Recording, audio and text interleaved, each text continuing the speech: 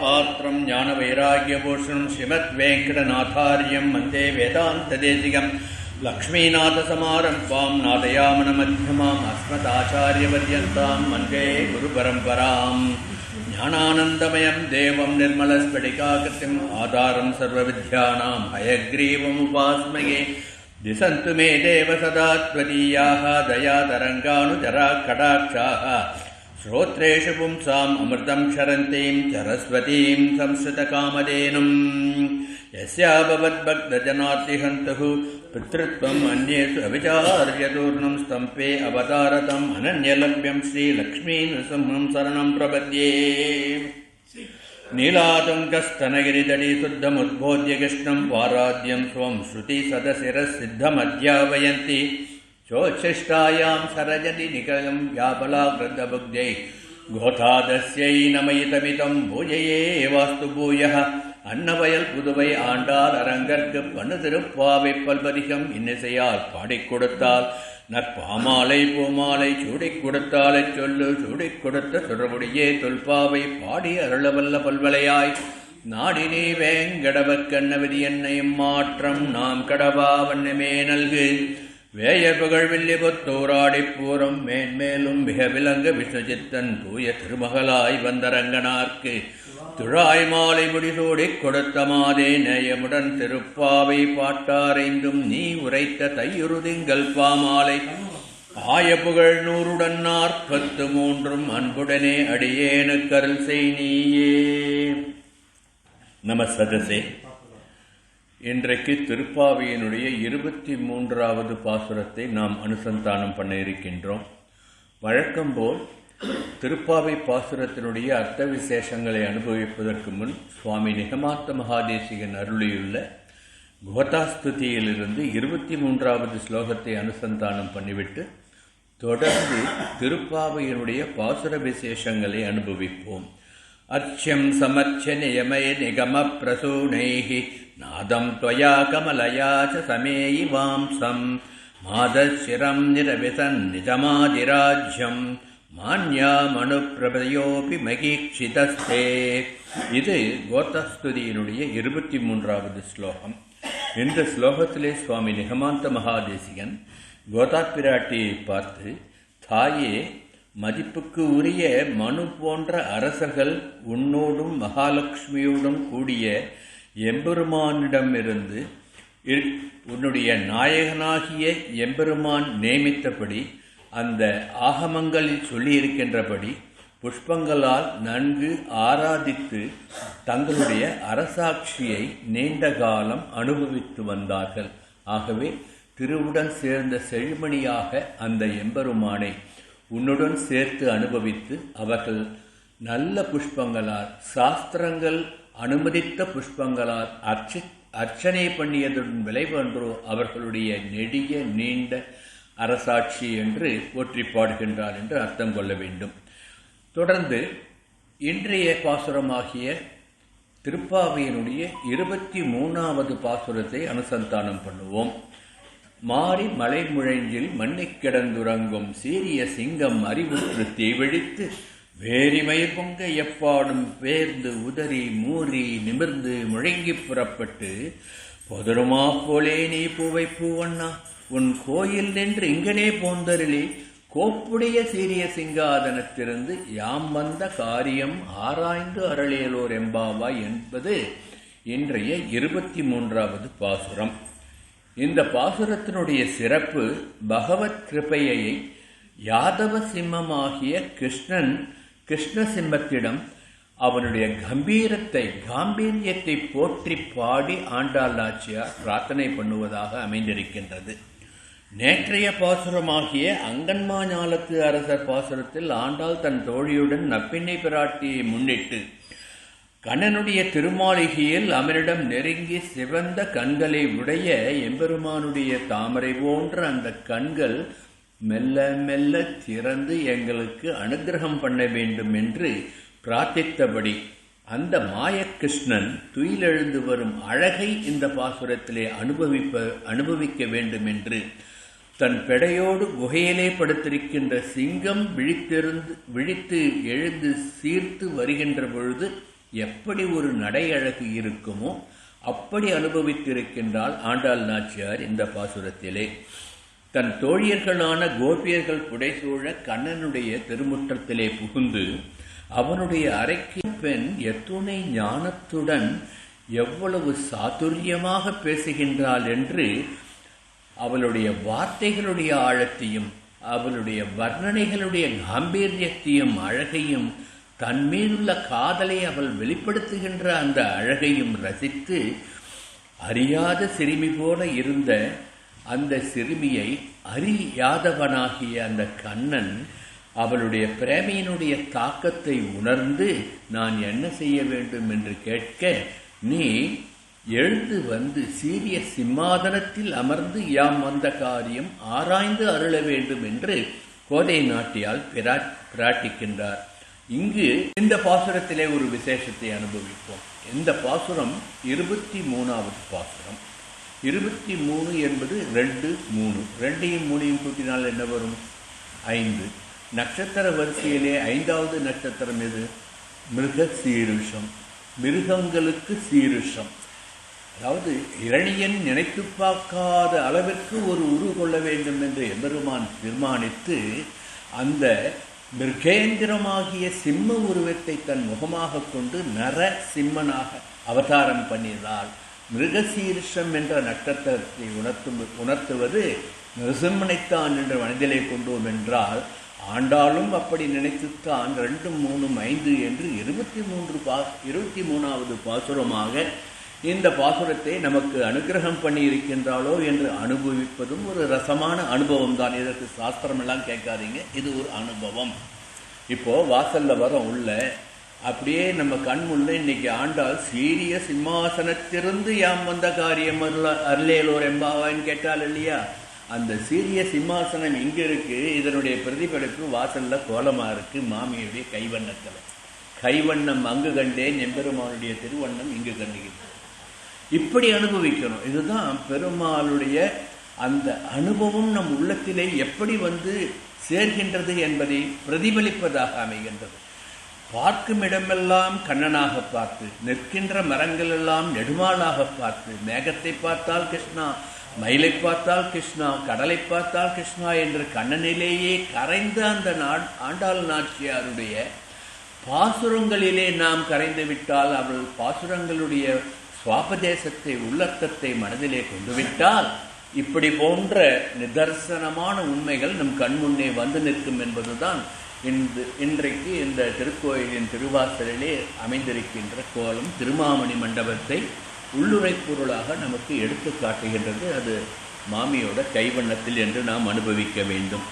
சீரிய சிங்கமாக விழித்து எழுந்து மூறி நிமிர்ந்து முழங்கி புறப்பட்டு உன் அத்தாணி மண்டபமாகிய திருமாமணி மண்டபம் வந்து உன் சிம்மாசனத்தில் அமர்ந்து நீதி அரசனாக நீ அனைவரும் அறியவண்ணும் நாடும் நகரமும் நன்கறிய நமோ நாராயணாயவென்று பாடியருளும் மனமுடையவர்களை பெரியாழ்வார் கூவி அழைத்தார் அல்லவா, அதை நினைவில் கொண்டு நீ சிம்மாதனத்தில் அமர்ந்து ஊரும் உலகம் அறியும்படி யாம் வந்த காரியம் ஆராய்ந்து அருள வேண்டும் என்று ஆண்டாள் நாச்சியார் இந்த பாசுரத்திலே பிரார்த்தனை பண்ணுகின்றாள் என்று நாம் அனுபவிக்க வேண்டும். இதில் இன்னொரு விசேஷத்தையும் நாம் கவனிக்கணும். ராமாவதாரம் நிகழ்ந்து 39 வருஷம் கழிச்ச பிறகுதான் இரண்யவதம் நடந்தது. அதற்கு பிறகுதான் பட்டாபிஷேகம் நடந்தது. ஆனால் நிருசிம்ஹாவதாரத்திலே ஆவிர்பவித்து அவதரித்த அந்த க்ஷணமே வதம் நடந்து விட்டது, பக்தனுக்கு அருளும் கிடைத்து விட்டது. அதுதான் நிருசிம்மனுடைய பெருமை. க்ஷண மாத்திரத்திலே நம்முடைய பாபங்கள் அனைத்தையும் போக்கி நமக்கு நல்லருள் புரிந்து விடுவான் என்பதுதான் நரசிம்ம அவதாரத்தினுடைய மேன்மை. ஆகவே நரசிம்மனை உள்ளத்திலே நிறுத்தி உள்ளம் உருக வேண்டினால் நினைத்த மாத்திரம் சிங்கம் என்றும் ஒரு அர்த்தம் இருக்கிறது. அரி என்பது சிங்கத்திற்கும் ஒரு பேர். அதனால்தான் அரிமா சங்கம்லாம் பேர் வச்சிருக்கா இல்லையா. அரி என்றால் சிங்கம். அந்த அரி யாதவனை அரி மாவாக இங்கு ஆண்டாள் நாச்சியார் நரசிம்மனாக அனுபவித்திருக்கின்றாள் என்று நாம் அனுபவிக்க வேண்டும். மாரி மலைமுழஞ்சில் மண்ணை கிடந்துறங்கும் சீரிய சிங்கம் அறிவுற்று தீ விழித்து. மாரி மலை முழஞ்சில் மண்ணை கிடந்துறங்கும் சீரிய சிங்கம் என்று ஏன் சொன்னால் என்று நாம் அனுபவிக்க வேண்டும். மாரி என்ற சொல் மழைக்காலத்தை குறிக்கின்றது என்று பொருள்படும்படி, மழைக்காலத்தில் தன் பெடையோடு மலைமுகட்டிலே இருக்கின்ற குகையிலே சிங்கம் உறங்கிக் கொண்டிருந்து மழைக்காலம் முடிந்து முன்பனிக்காலமாகிய இந்த மார்கழி மாதம் வருகின்ற பொழுதுதான் அந்த குகையிலிருந்து மூறி நிமிர்ந்து முழங்கி புறப்பட்டு வரும் என்ற அந்த இயற்கை நிகழ்வை கூட ஆண்டாள் தத்ரூபமாக இந்த பாசுரத்திலே அருளியிருக்கின்றாள் என்பதுதான் ஆண்டாள் பாசுரத்தினுடைய ஏற்றம். மாறி என்று ஆரம்பிக்கின்றார். இப்பொழுது காலம் தவறி மாறி வர்ஷித்தாலும் இப்பொழுது வர்ஷிப்பது போன்று ஆண்டாள் சொன்னது மாறி என்பது ஆவணி முதல் புரட்டாசி மாதங்கள் வரை உள்ள மாதங்கள். அந்த அடுத்து ஐப்பசி கார்த்திகை மாதங்கள் அதிக குளிர் உள்ள மாதங்கள். இந்த மாதங்களைத்தான் சிங்கம் தன் குகைக்குள்ளேயே உறங்கிக் கொண்டிருக்கும். அதற்கு பிறகு முன்பனிக்காலம் வரும்பொழுதுதான் குகையிலிருந்து வெளிவந்து இறை தேட ஆரம்பிக்கும் என்பதுதான் இயற்கை நியதி. அதைத்தான் இந்த பாசுரத்திலே ஆண்டாள் அருளியிருக்கின்றார். திருப்பாவை அருளியது மார்கழியில், இது முன்பனி காலம் என்பதனால் வெப்பமும் குளிரும் இல்லாத இந்த காலத்தில் தன்னுடைய குகையிலிருந்து மூறி நிமிர்ந்து முழங்கி புறப்பட்ட அந்த சிம்மத்தை நினைத்து நரசிம்மமாக நரசிம்ம பெருமாளை முன்னிறுத்தி ஆண்டாள் நாச்சியார் இந்த பாசுரத்தை நமக்கு அனுபவிக்கின்றார்கள் என்று அர்த்தப்படுத்திக் கொள்ள வேண்டும்.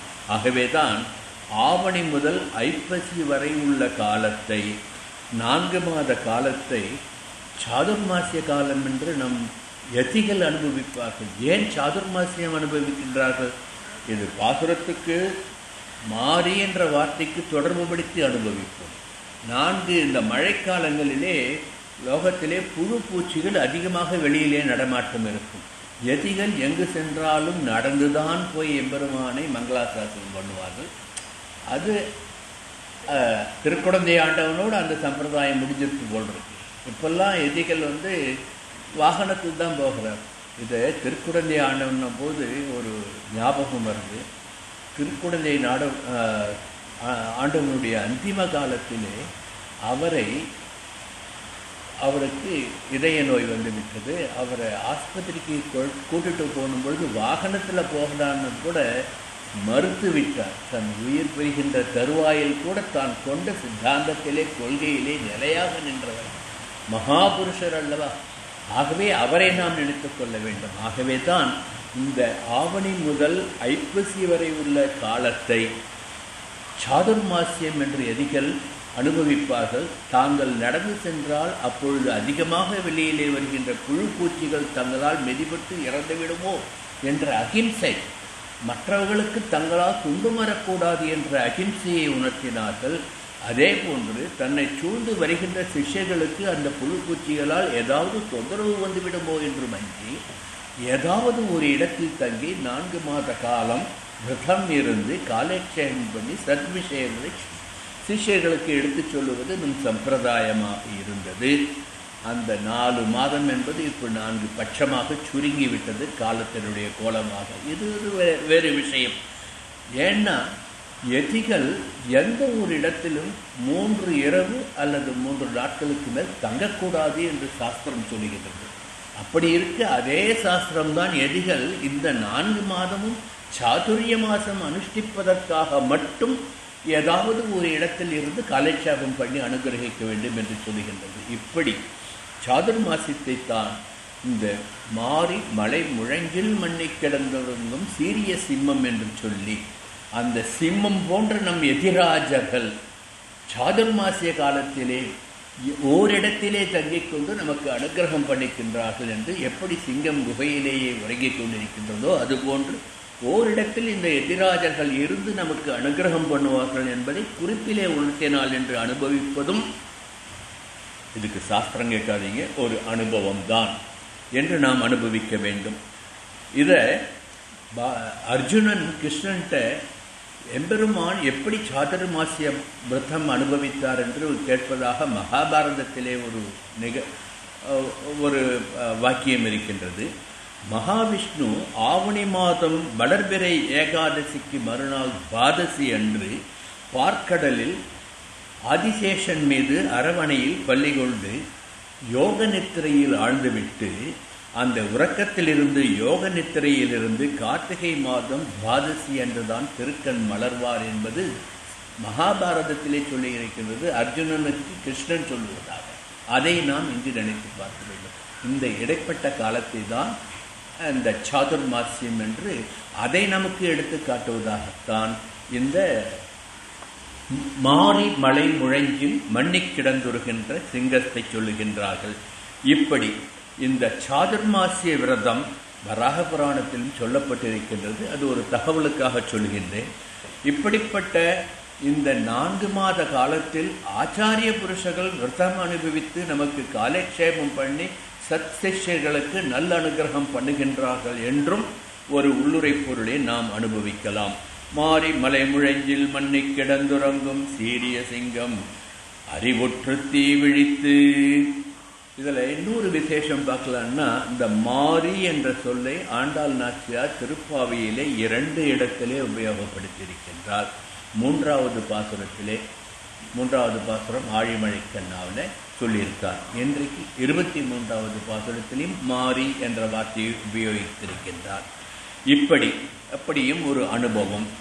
மாரிக்காலம் சிங்கத்திற்கு அதன் அந்தப்புறமான மலை முழங்கில் மலை முகட்டில் மலை குகையில் இருந்து மிருகேந்திரனான சிங்கம் எப்படி காலத்தை உணர்ந்து அந்த 4 மாத காலம் முடிந்த பிறகு மூறி நிமிர்ந்து முழங்கி பிறக்கிட்ட ஒரு சிலிர்ப்பி தன் பிடரி முடிகள் எல்லாம் விரிந்து போகின்றபடி உடலை நீட்டி அங்கங்களை அசைத்து சோம்பல் முறித்து மூறி நிமிர்ந்து முழங்கி ஒரு சிம்மகர்ஜனை பண்ணி வெளியில் வருமா.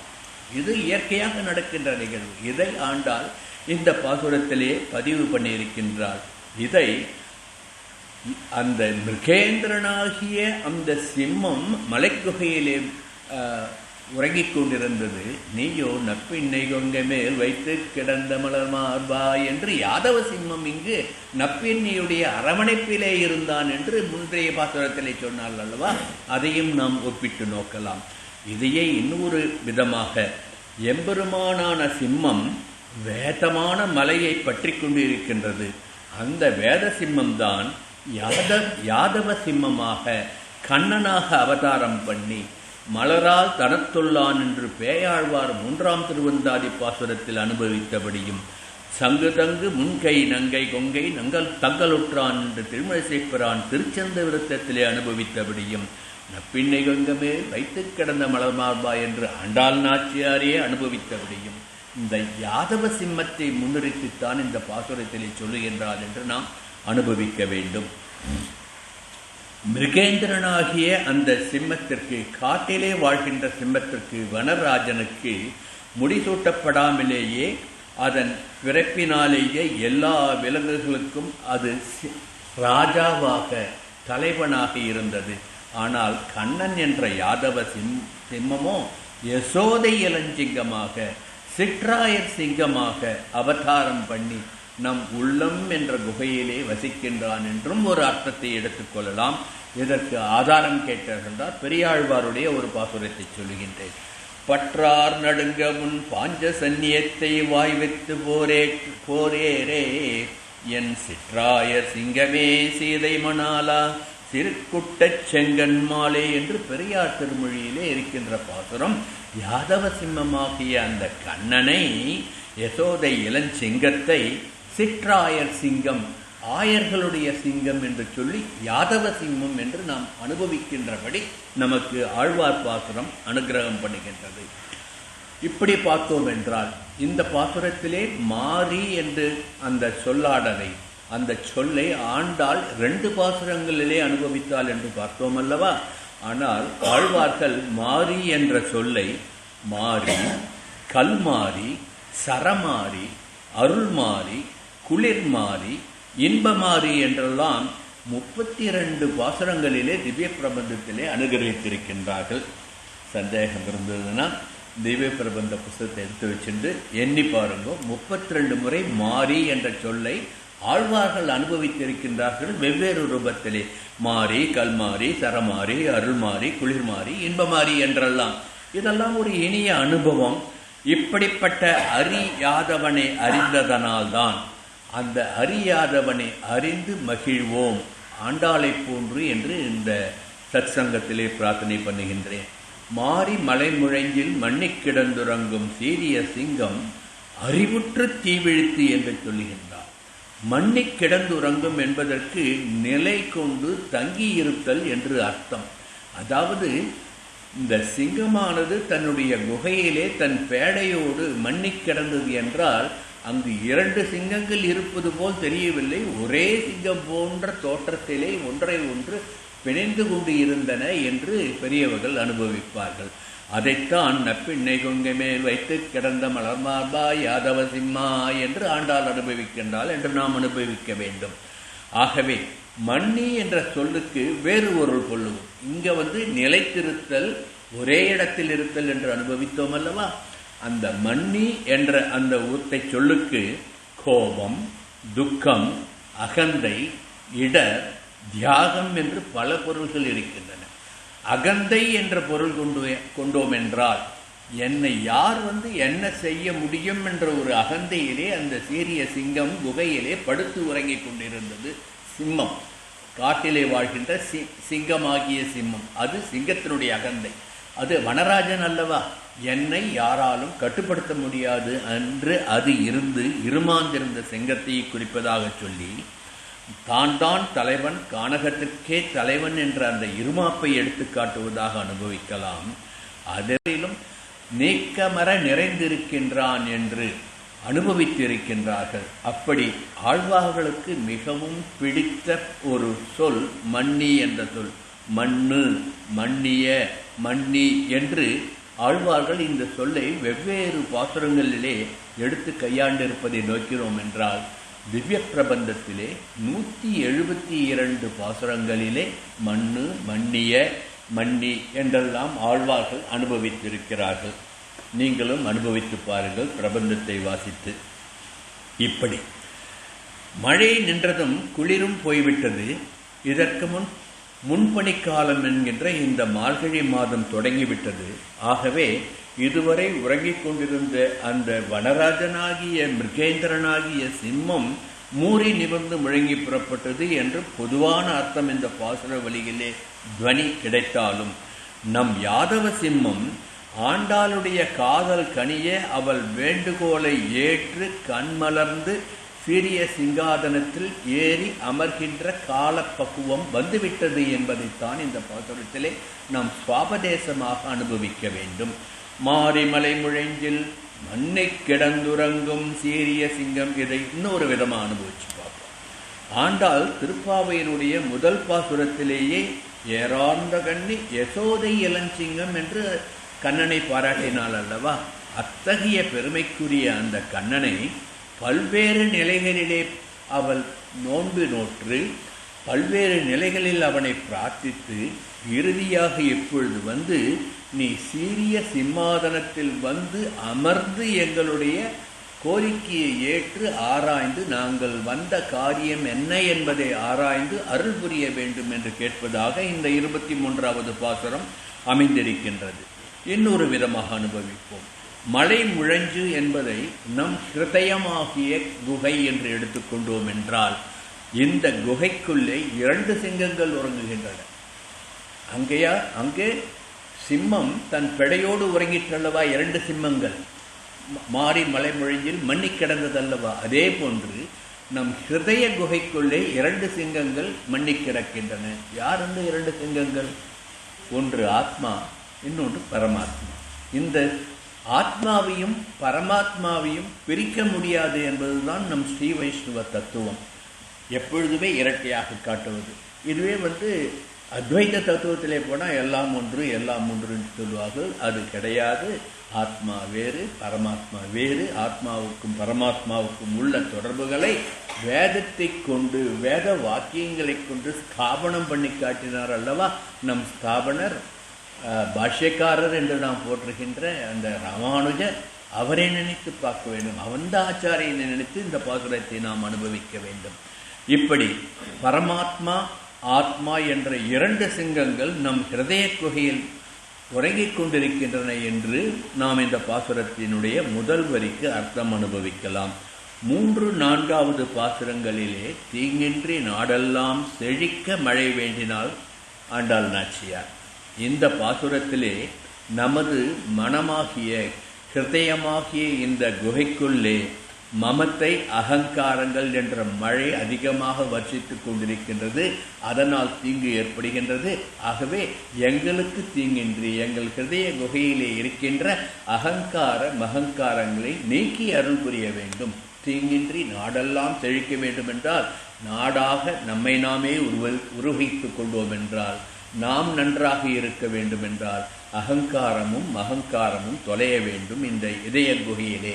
அப்பொழுதுதான் அந்த இதய குகையிலே மண்ணி இருக்கின்ற ஆத்மா பிரகாசப்படுத்தப்படும் பரமாத்மாவால் என்று ஆண்டாள் நாச்சியார் இங்கு உணர்த்துவதாகவும் நாம் அனுபவிக்கலாம்.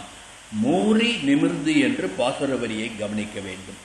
மலைமுழஞ்சு போன்ற அகந்தை மமதை இருள் சூழ்ந்திருக்கின்ற நம் இதயமாகிய குகையிலே மண்ணைக் கிடந்து அந்தர்யாமியாக உரைகின்ற அந்த எம்பெருமான் அவனுடைய அருளால் பகவத் ஞானம் ஏற்படுவதைத்தான் மூறி நிமிர்ந்து என்று ஆண்டாள் சொல்லுகின்றாள் என்று நாம் அனுபவிக்க வேண்டும். இது தத்துவார்த்தமான சிந்தனையினால் நமக்கு கிடைக்கின்ற பொருள்.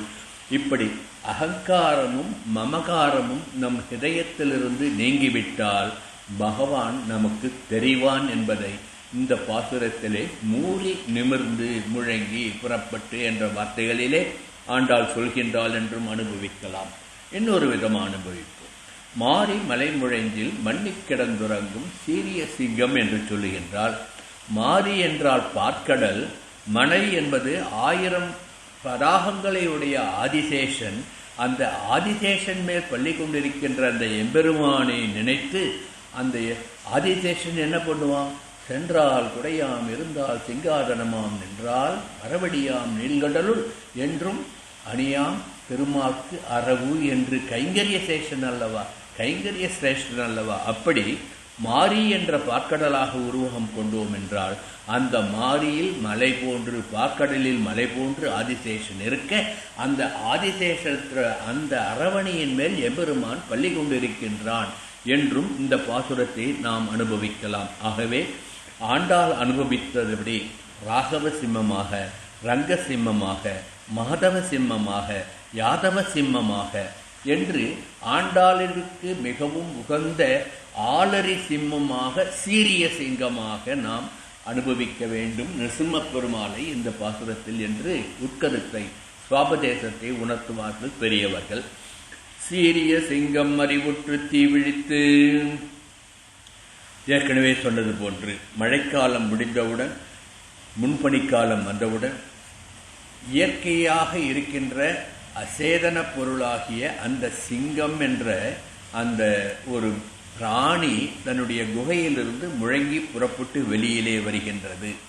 நம் நரசிம்ம அவதாரத்தின் பொழுது தேவர்கள் கூட அஞ்சுகின்ற வகையிலே எரிந்த பைங்கன் இலங்கு பேழ்வாய் எயிற்றொடு இது எவ்விரு என்று இறந்து வானோர் கலங்கியோட இருந்த எம்மான் அல்லவா. அதுதான் சீரிய சிம்மம் என்று நாம் அனுபவிக்க வேண்டும். நிருசிம்ம பெருமானுடைய அவதாரத்தை நினைத்து பெரிய திருமொழியிலே நரசிம்மனை இவ்வாறு அனுபவித்திருக்கின்றார் ஆழ்வார். நரசிம்மனுடைய பார்வை எப்படி இருந்தது என்பதையும் திருமங்கை ஆழ்வார் பாசுரத்தை கொண்டே அனுபவிப்போம். அந்த கண்களை பார்க்க அனைவரும் ஆசைப்படுகின்றார்கள். எப்படி இருந்தது அது? ரொம்ப கோபமாக இரணியுடைய உடலை கிழித்து அவனை வம்சம் பண்ணித்தல்லவா. ஆனால் பார்வை மட்டும் கருணை மழை பொழிந்ததாம். அப்படித்தான் ஆழ்வார் அனுபவித்திருக்கின்றார். அழகியான் தானே அரியொருவன் தானே என்று 4 திருவந்தாதியிலே ஆழ்வார் அனுபவிக்கின்றார். இவையோ விளவாய் திறந்து எரி கான்ற இவையா எரிவட்ட கண்கள் இவையா எரி பொங்கிக் காட்டும் இமையோர் பெருமான் அறிபொங்கிக் காட்டும் அழகு என்று 4 திருவந்தாதியிலே மீண்டும் ஆழ்வார் அனுபவிக்கின்றார். நிருசிம்ம பெருமானுடைய தீவிழி பற்றி திருமழிசை பிரானுடைய அனுபவத்தையும் இங்கு நாம் அனுபவிப்போம். மாறி மலைமுழங்கில் என்ற பாசுரத்துக்கு உள்ளர்த்தம் கொள்வதற்காக அந்த பாசுரங்கள்லாம் நீங்கள் அனுபவிப்பதற்காக விட்டுவிட்டு செல்கின்றேன். இப்படி ஆழ்வார்கள் சீரிய சிம்மமாக நிருசிம்மப்பெருமான் அவதாரம் பண்ணினாலும் அவனுடைய கண்கள் மட்டும் அந்த குழந்தையாகிய பிரகலாதனுக்கு அனுக்கிரக மழையை வருஷித்துக் கொண்டிருந்து கருணை பொங்க தாய்ப்பாசத்துடன் பார்த்தது என்பதுதான் ஆழ்வார்கள் அனுபவிக்கின்ற அந்த அழகு. மாறி மலைமுழங்கில் மண்ணி கிடந்துறங்கும் சீரிய சிங்கம் மறிவுற்று தீ விழித்து வேரி மயிர் பொங்கை எப்பாடும் பேர்ந்து உதறி.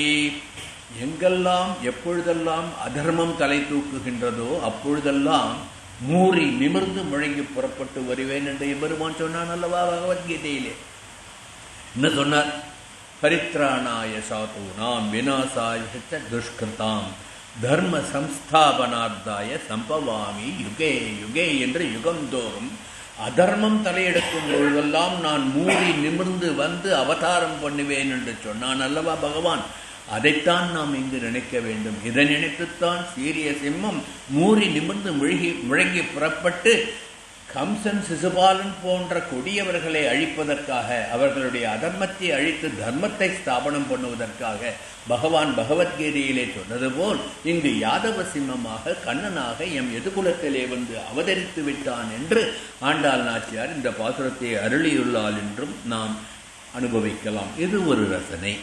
எம்பெருமான் என்ற சிம்மம் தன் அரித்துயிலிருந்து செங்கன் சிறிதே எம்மேல் விழியாவோ என்று ஆண்டாள் நேற்று வேண்டினாள் அல்லவா. அந்த வேண்டுகோளை, அந்த பிரார்த்தனையை ஏற்று எல்லா கந்தங்களையும் தன்னுள் கொண்ட சர்வகந்தம் என்று வேதம் போற்றுகின்ற அந்த யாதவ சிம்மம் போதருமா போலே என்று எழுந்திருக்கின்றானாம். இங்கு ஒரு விசேஷமாக அனுபவிக்கணும். ஆண்டாள் இந்த பாசுரத்திலே எம்பெருமானுடைய பள்ளிகொண்ட கோலத்தை அனுபவித்தால், எம்பெருமானுடைய நின்ற கோலத்தை அனுபவித்தால், எம்பெருமானுடைய நடந்த கோலத்தையும் அனுபவித்தால், எம்பெருமானுடைய அமர்ந்த கோலத்தையும் அனுபவித்து எம்பெருமானுடைய அனைத்து விதமான அனுபவங்களையும் இங்கு ஆண்டாள் நாச்சியார் ஒரே பாசுரத்திலே சொல்லுகின்றாள் என்றும் இந்த பாசுரத்தினுடைய சுவாபதேசத்தை நாம் அனுபவிக்கலாம்.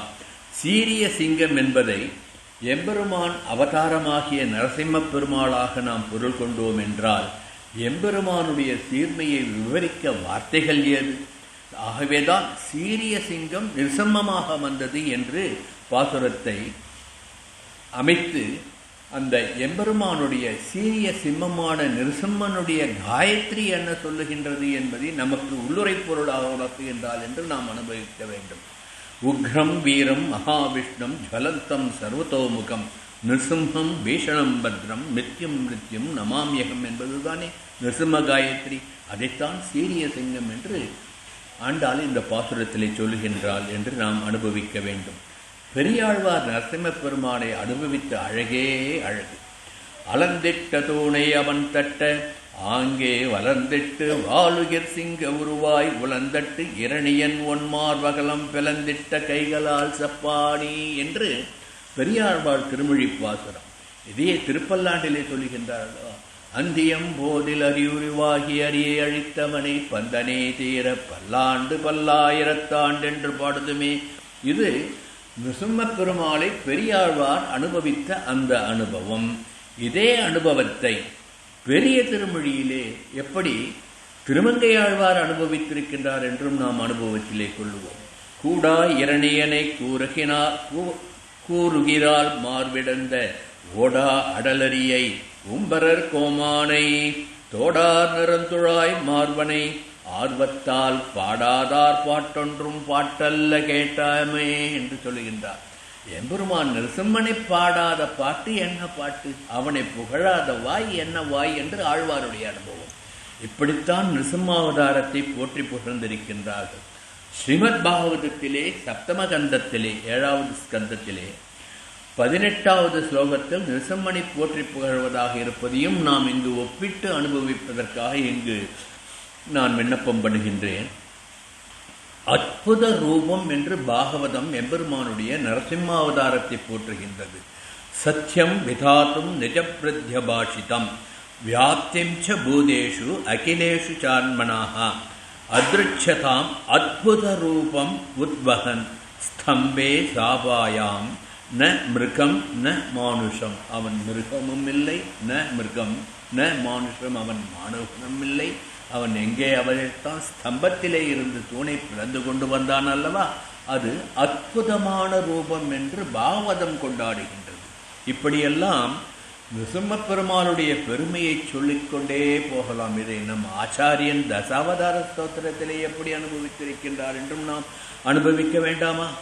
பிரத்யாதிஷ்ட புராதன பிரகரண கிராமக்ஷணம் வாணி ஜெய்ஹி அவ்யாத்ரீணி ஜகந்த்யகுண்ட மகிமா வைகுண்ட கண்டீரபஹா யத் பிராது பிரபணா துவந்திய ஜடரா யாத்ருஷா சிகாத்வேதசாம் யாகாச்சித் சகசா மகாசுர கிருஹஸ்துனா பீதா மக்யபூத் என்பது தசாவதார ஸ்தோத்திரத்திலே நிருசிம்மாவதாரத்தை பற்றி நாம் சுவாமி நிகமாந்த மகாதேசியன் நமக்கு அனுகிரகித்துள்ள ஒரு ஸ்லோகம். விஷ்ணு சகஸ்ரநாமத்திலே எப்படி பாராட்டுகின்றது நரசிம்ம அவதாரத்தை? யோகோ யோகவிதாம் நேதா பிரதான புருஷேஸ்வரஹ நாரசிம்ஹவபு ஸ்ரீமான் கேசவ புருஷோத்தமஹா என்று நிருசிம்மாவதாரத்தை போற்றுகின்றது விஷ்ணு சகஸ்ரநாமத்திலே. இப்படி ஸ்ரீராமன் கூட நிருசிம்மனை போற்றி பாடி நிருசிம்மனுக்கு ஒரு ஸ்தோத்திரம் பண்ணினான் ஸ்ரீ ராமபிரான் என்று ஹரிவம்சத்திலே ஒரு ஸ்லோகம் சொல்லுகின்றது. அந்த ஹரிவம்ச ஸ்லோகத்திலே ராமபிரான் அருளியதாக நிருசிம்ஹ பஞ்சாமிர்த ஸ்தோத்திரம் என்று ஒரு ஸ்தோத்திரம் இருக்கின்றது. நிருசிம்மனை பற்றி பஞ்சாமிர்த ஸ்தோத்திரம் என்று ராமபிரான் அனுகிரகித்த ஸ்தோத்திரம். அதிலே கோவிந்தா கேசவா ஜனார்தனா வாசுதேவா விஸ்வேசா விஸ்வத் மதுசூதனா விஸ்வரூபா ஸ்ரீ பத்மநாபா புருஷோத்தமா புஷ்கராட்சா நாராயணாச்சுதா நரசிம்ஹா நமோ நமோஸ்தே என்று ராமபிரான் நிருசிம்ம பெருமாளை நமஸ்தே நமோ நமஸ்தே என்று வணங்குவதாக ஸ்தோத்திரம் பண்ணின ஒரு பாசுரத்தையும் இங்கு நாம் மனதில் கொள்ள வேண்டும். கீழ்ப்பாசுரங்களை அனுபவிக்கின்ற பொழுது விபீஷ்ண சரணாகதி வந்த பொழுது மற்ற சுக்ரீவாதிகள் எல்லோரும் விபீஷணன் ஒற்றன், அவனை ஏற்றுக்கொள்ளக்கூடாது என்று சொன்ன பொழுது அவன் யாராக வேணாலும் இருந்து போகட்டும், தானவனாக இருக்கட்டும், வானவனாக இருக்கட்டும், இமயவனாக இருக்கட்டும், ஒற்றனாகவும் இருக்கட்டும், யாராக இருந்தாலும் சரணாகதி என்று என்னை சரணமடைந்தவருக்கு சரணம் ஏற்றுக்கொள்வது என்னுடைய இயல்பு, நான் சரணாகத வத்சலன் என்று காட்டினான் அல்லவா எம்பெருமான் ஸ்ரீராமன். அப்பொழுது ஒரு ஸ்லோகத்திலே சொல்லுவதாக வால்மீகி அனுபவித்திருப்பார், எப்படிப்பட்ட எதிரி வந்தாலும் என் கூறிய நகங்களால் கீறி விடுவேன் என்று அவர் சொன்னதாக வால்மீகி வாக்கியத்தை மேற்கோளிட்டு கீழ்ப்பாசுரத்திலே நாம் அனுபவித்த பொழுது மனதுக்கினியான் ராகவசிம்மம் என்று அனுபவித்ததை இங்கு நாம் நினைவில் கொள்ள வேண்டும். இப்படி நரசிம்மனை எந்த ரூபத்திலே அனுபவித்தாலும் அவன் மனதுக்கு இனியவனாகத்தான் இருப்பான்.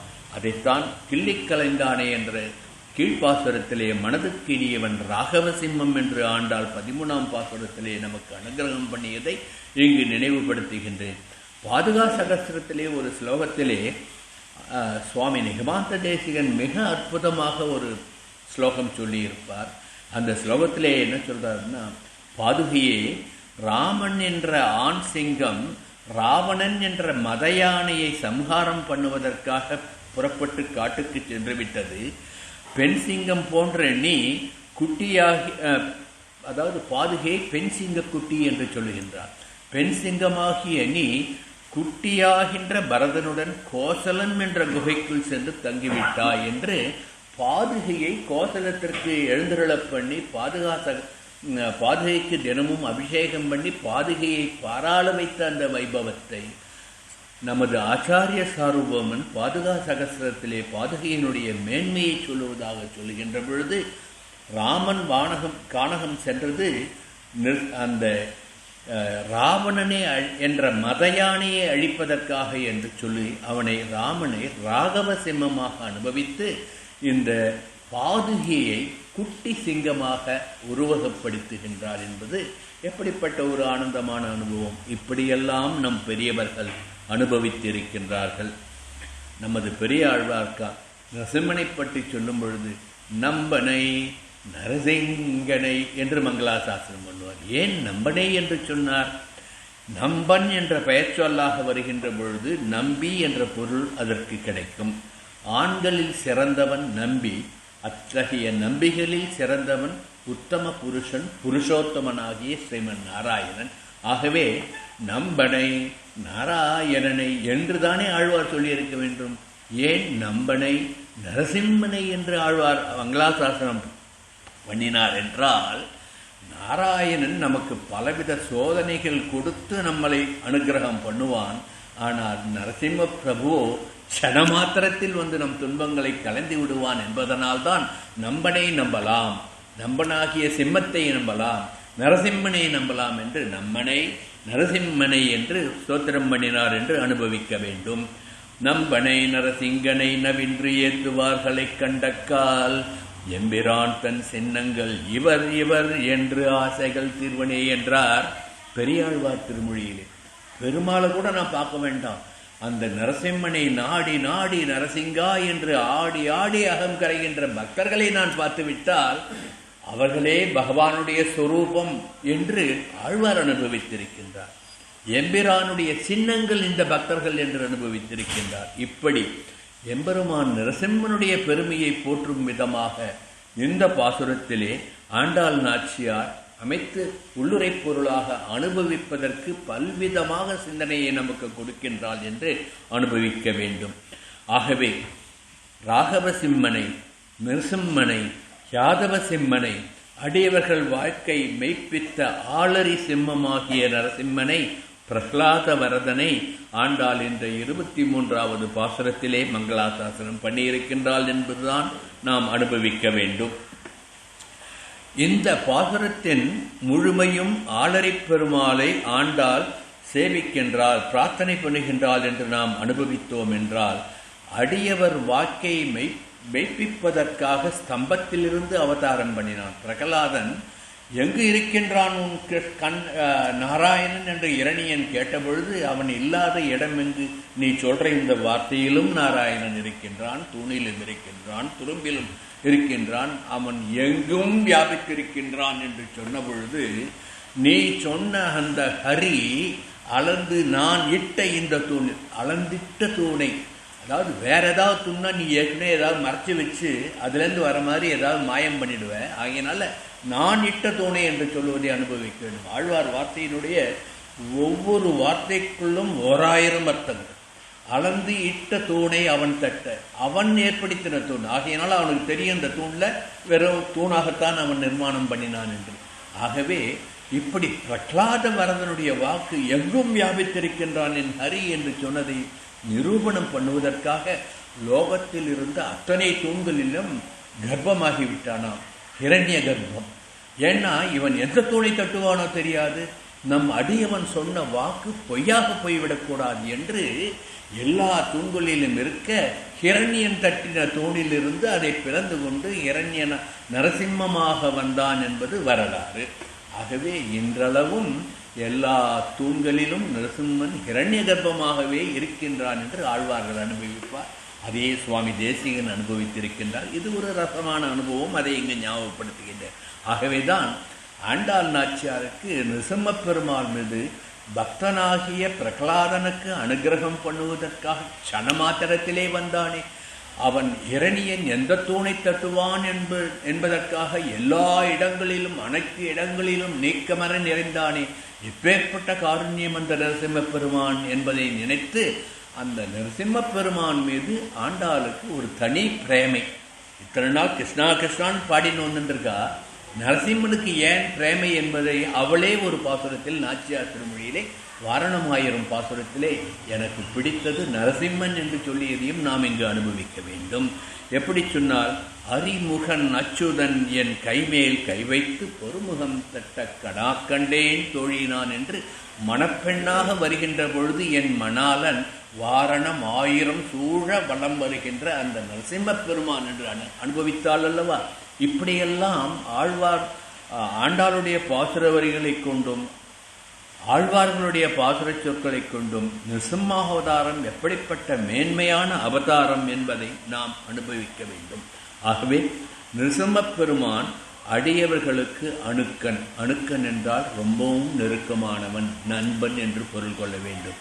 ஆகவேதான் ஆடி ஆடியாகம் கரைந்து இசை பாடி பாடி கண்ணீர் மல்க எங்கும் நாடி நாடி நரசிங்கா என்று வாடினார் ஆழ்வார் பெரியார் திருவாய்மொழி பாசுரத்தில் எடுத்து காட்டுகின்றார். நம்மாழ்வாருடைய அந்த அனுபவம் உள்ளத்தை கரைய வைக்கின்ற அனுபவத்தை நாம் உணர வேண்டும்.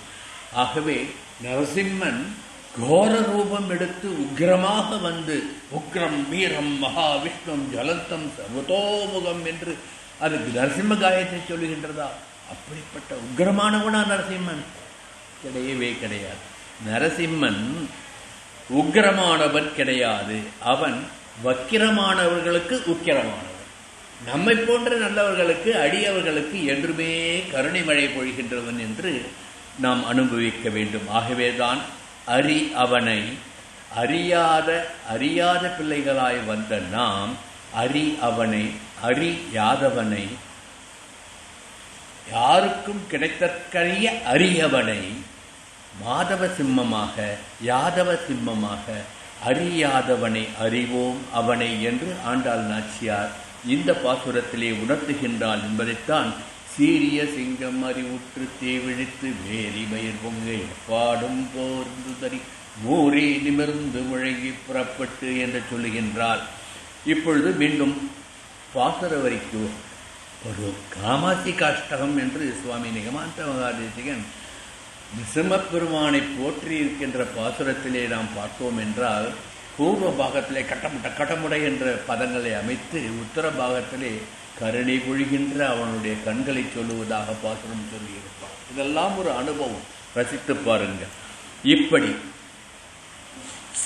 சட்டாபட பீஷணை என்று பிடரிமயற்கற்றைகளை விரித்து கொண்டு நரசிம்ம அவதாரம், அந்த சிம்மம் எப்படி மூரை நிமிர்ந்து முழங்கி புறப்பட்டு செலுத்திச் செல்கின்றதோ அது போன்று எம்பெருமான் வந்தான் என்று சுவாமி நிகமாந்த மகாதேசிகன் அனுபவித்திருப்பார். இப்படி ஹிரண்யனை பார்த்த பொழுது உக்ர ரூபத்தை காட்டின நிருசிம்மன் பிரகலாதனை பாட்டு தாயின் பரிவோடு கருணை பொங்கும் விழிகளோடு அவனை நோக்கினான். அதைத்தான் சுவாமி நிகமாந்த மகாதேசிகன் சரோஜ சத்ருசாத்ருசா யதிபிஷஸ்தே வியஜதே என்று காமாசி காஷ்டகம் ஸ்தோத்திரத்திலே சொல்லியிருப்பார். இங்கு தாயினுடைய பார்வை கருணை பார்வையாக குழந்தை பிரகலாதனுக்கு அருள் புரிந்தான் எம்பெருமான் நிருசிம்மம் என்று நாம் அனுபவிக்க வேண்டும். நேற்றைய பாசுரத்திலே திங்களும் ஆதித்யனும் எழுந்தாற்போல் அங்கனிரண்டும் கொண்டு எங்கள் மேல் நோக்குதியல் எங்கள் மேல் சாபம் எழுந்தியலோர் எம்பாவாய் என்று அனுபவித்தால் அல்லவா? திங்களும் ஆதித்யனும் என்று ஒரு விழி குளிர்ந்த பார்வை, ஒரு விழி சூரியனை போன்ற வெப்பமிக்க பார்வை என்று வக்கிரர்களுக்கு அவன் உக்கிரமாகவும், நம்மை போன்ற பாகவதர்களுக்கு பக்தர்களுக்கு குளிர்மழை பொழிபவனாகவும் கருணை மழை பொழிபவனாகவும் எடுத்து காட்டினாள் அல்லவா? அதையும் நாம் இங்கு ஒப்பு நோக்க வேண்டும்.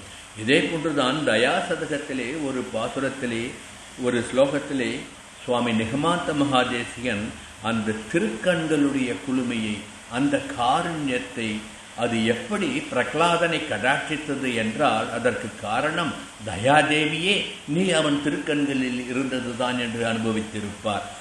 தயே விஷகரீசுதர் தனுஜ டிம்ப தந்தஸ்தனா சரோஜ சத்ருசாத்ருசா சமுதிதாக்கிருதிர் நிருஷ்யசே என்பது தயாசதகத்திலே 84வது ஸ்லோகத்திலே வருகின்ற வரிகள்.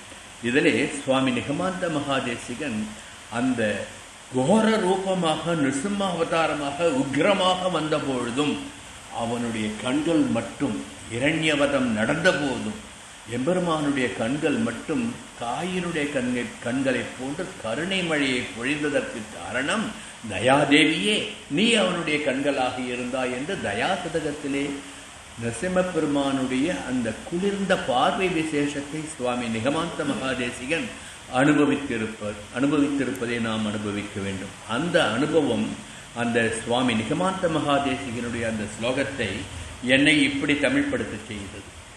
வெடிக்கும் சிரிப்பும் சிலிர்க்கும் முடியும் உருவும் சீற்றம் மிடுக்காய் நெறியும் புருவம் கருணை பொழியும் கண்கள் வடுவாம் அசுரக் குழந்தைக்கு அருள கனிவாய் நோக்கும் இடுக்கண் கலையும் அரியின் உருவில் தயை நீ உள்ளதால் என்று இந்த பாசுரத்தை நான் தமிழ் படித்து தயா சதகம், பாதுகா சகஸ்ரம், ஐகிரீவ ஸ்தோத்திரம், வரதராஜ பஞ்சாசத்து எல்லாத்தையுமே தமிழில் சுவாமி நிகமாந்த மகாதேசிகன் எப்படி அனுபவித்தாரோ அதை அடியேன் எப்படி உணர்ந்தேனோ அந்த வகையிலே என்னுடைய திருஞானத்திலே கொஞ்சம் கொஞ்சம் தமிழ் படித்து வச்சிருக்கேன்.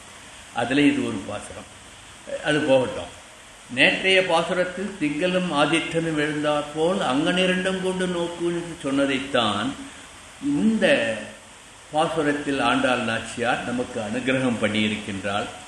இந்த எம்பெருமான் நிருசிம்மனுடைய உக்ர ரூபத்திலும் கூட அவனுடைய திருக்கண்கள் எப்பொழுதுமே கருணை மழை பொழிகின்ற, காருண்ய மழை பொழிகின்ற, ஒரு தாயின் பரிவை சொல்கின்ற குளிர்ந்த கண்களாக இருந்தது என்பதை சுவாமி நிகமாந்த மகாதேசிகன் வரதராஜ பஞ்சாசத்திலும் ஒரு ஸ்லோகத்திலே அனுபவித்திருப்பார். பக்தஸ்ய தானவசிசோ பரிபாலனாய பத்ரம் நிருசிம்ஹ குகான மதிக்ஜ முஷஸ்டதே ஸ்தம்பைகவர்ஜ மதுனாபி கரீசனூனம் திரைலோக்கியமேதகிலம் நிசம்ஹ கர்ப்பம் என்று ஏற்கனவே சொன்னேன் அல்லவா, இவன் எந்த தூணை தட்டுவானோ என்று எம்பெருமான் சகல லோகங்களிலும் இருக்கின்ற அத்துணை தூண்களிலும் வியாபித்து ஹிரண்ய கர்ப்பமாக இருந்தது. உன்னுடைய தீர்மைதான் என்ன, உன்னுடைய பெருமைதான் என்ன என்று வரதராஜ பஞ்சாத ஸ்லோகத்திலே 23வது ஸ்லோகத்திலே சுவாமி நிகமாந்த மகாதேசிகன் அனுகிரகித்திருப்பார். அத்திகிரி வரதனை பார்த்து, உன் பக்தன் பிரகலாதனுக்கு நீ அனுகிரகம் பண்ணுவதற்காக, அவனை காப்பதற்காக ஹிரண்யன் எந்த தூணை தட்டுவானோ என்று உலகங்களிலும் உள்ள அத்துணை தூண்களிலும் நீ ஆவிர்பவித்து ஹிரண்ய கர்ப்பமாக இருக்கின்றாயே என்று போற்றியிருக்கின்றார் அல்லவா. இதுதான் எம்பெருமான் நிருசிம்மனுடைய பெருமையை ஆச்சாரியர்களும் ஆழ்வார்களும் எப்படியெல்லாம் அனுபவித்திருக்கின்றார்கள் என்பதை நமக்கு காட்டுகின்றது. இந்த வரதராஜ பஞ்சாத 23வது ஸ்லோகத்தை வழக்கம் போல் அடியன் மொழிபெயர்த்ததையும் சொல்லுகின்றேன். எங்கு உலன் என்றவன் பொங்கிய அக்கணம் எங்கு இளன் என்று என்றனன் மங்கள நம்பியும் புங்கவன் சொல்லது எங்குமே மெய்ப்பட தங்கினை நாரண எங்குமாய் மன்றினை இங்குல தூணதை அன்னவன் தட்டிட சிங்கமாய் நாரணம் எய்யதாய் வந்தனை மற்றுள்ள தூணலாம் என்றுமாய் உள்ளனை நற்றவச்சேயவன் பக்தியை மெச்சிய என்று எனக்கு தெரிஞ்ச வரையில இந்த அர்த்தத்தை நான் இந்த ஒரு செய்யுளாக அமைத்திருக்கின்றேன். இப்படி மாறி மலைமுழஞ்சில் மண்ணை கிடந்துறங்கும் சீரிய சிங்கம் அறிவுற்று தீ விழித்து, அடுத்து என்ன சொல்றா, வேரி மயிர் பொங்க எப்பாடும் பேர்ந்து உதறி என்று அமைத்திருக்கின்றார். அழகிய திருமேனியுடன் தான் கிருஷ்ணனாக ஜனிக்க ஆதிசேஷ பரியங்கத்தை உதறி தள்ளிவிட்டு ஆதிசேஷனை பலராமனாக அவதாரம் பண்ண வைத்துவிட்டு பகவான் கிருஷ்ணன் கண்ணனாக மூறி நிமிர்ந்து புறப்பட்டு யாதவ குலத்திலே, எங்கள் ஆயர் குலத்திலே யாதவ சிம்மமாக வந்து நீ பிறந்திருக்கின்றாயே என்று கிருஷ்ணனுடைய அவதார ரகசியத்தை சொல்லுவதாகவும் இங்கு நாம் உணரலாம். கண்ணா, நீ இப்பொழுது மலை போன்ற நந்தபவனத்தில் நப்பினி பிராட்டியின் பள்ளியறை என்ற குகையில் இருந்து நப்பின்னியுடன் மண்ணி கிடந்துறங்கும் நிலையை விட்டுவிட்டு எழுந்தருள வேண்டும் என்று பாசுரத்தை அமைக்கின்றார். வேரி மயிர் பொங்க எப்பாடும் வேர்ந்துதறி மூறி நிமிர்ந்து முழங்கி புறப்பட்டு என்று சொல்லி, இங்கு வேரி மயிர் பொங்க என்று சொல்லுவதிலே ஒரு விசேஷ அர்த்தத்தை நாம் அனுபவிக்க வேண்டும். இன்னும் நிறைய வியாக்கியானம் சொல்லலாம், இருந்தாலும் அதெல்லாம் உங்களுடைய சிந்தனைக்கு விட்டு விடுகின்றேன். வேரி மயிர் பொங்க என்பது வாசமிக்க பிடரி மயிர்களை குறிப்பதாக வெளிப்படையான அர்த்தம். நிருசிம்ம பெருமானுடைய அந்த நிருசிம்ம அவதாரத்தின் பொழுது அவருடைய சிம்மத்தினுடைய அந்த மயிர்கட்டைகள் எப்படி இருந்ததாம், பொன்மயமான தலைமுடியை உடையதாக இருந்ததாம், பொன்மயமான திருமீசையை உடையதாக இருந்ததாம் அந்த நரசிம்மனுடைய உக்கிரமான ஸ்வரூபத்திலே என்று மூறி நிமிர்ந்து முழங்கி புறப்பட்டு என்று இதை அனுபவிப்பார்கள். வேரி மயில் என்ற சொல்லாடலில் ஆண்டாள் ஒரு அழகான இலக்கணத்தை, தமிழ் இலக்கணத்தை நமக்கு எடுத்து காட்டுவதை நாம் அனுபவிக்க வேண்டும். தமிழ் இலக்கணத்திலே இசை நிறை என்பது வேறு எந்த பொருளையும் சொல்லாது. ஆனால் செய்யுளுக்கு அழகு சேர்ப்பதற்காக, செய்யுளுக்கு ஒரு இனிமை சேர்ப்பதற்காக இறுதியிலே சில வார்த்தைகளை சேர்ப்பது, அதுதான் இசை நிறை என்று சொல்வார்கள். தமிழ் இலக்கணத்திலே இசை நிறை ஏ, ஓடு, தெய்ய என்ற வார்த்தைகளால் வரும். அப்படி பிரிநிலை வினாயன் ஈற்றசை தேற்றம் இசை நிற 6 ஏகாரம் என்று நன்னூல் சூத்திரம் விளக்கும். நன்னூல் சூத்திரத்திலே 427வது சூத்திரம். இப்படி நன்னூல் சூத்திரப்படி ஏகார இடைச்சொல் பிரிநிலை, வினா, எண், ஈற்று அசை, இசை நிறை, தேற்றம் என்று 6 வகையிலே ஒரு சொல்ல வந்த விஷயத்தினுடைய பொருளை இனிமையாக சொல்கின்ற வகையிலே அமையும். இந்த இலக்கண விதியை மனதிலே கொண்டு வேரி மயிர் பொங்க என்று ஆண்டாள் சொல்லியுள்ளதின் வேரி என்பதனுடைய அர்த்தம் என்ன என்று பார்ப்போம்.